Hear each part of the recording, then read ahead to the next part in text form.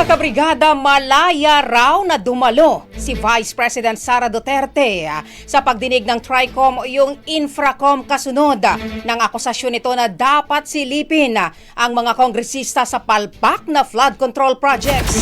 Sabi ni House Public Accounts Committee Chairman Terry Ridon, mabigat ang paratang ni Duterte laban kina House Speaker Martin Romualdez at dating Appropriations Chairman Elizalde Co na sila ang nagdedesisyon sa budget at naghahati-hati sa pondo ang mga kongresista.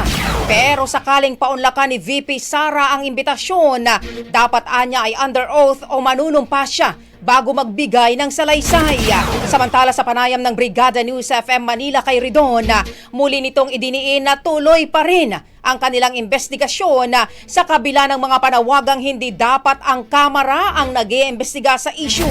Anya tuloy pa rin ang kanilang oversight function at hindi sila mahihinto kahit na may mga lumutang pa na mga pangalan sa mga kasamahan nila sa Kamara. Ang mangyayari raw sa oras na may madawit na congressman, hindi na nila ito palalakihin pa o palalahukin pa at kaagad nila itong isasubmit ang report sa DepDev.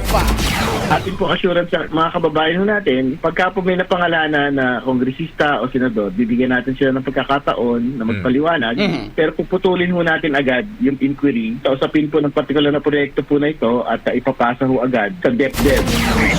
Ang bahaging ito ay hatid sa atin ng Yummyvit ES3 Syrup. Simulang tuparin ang pangarap ng iyong anak. And starting now,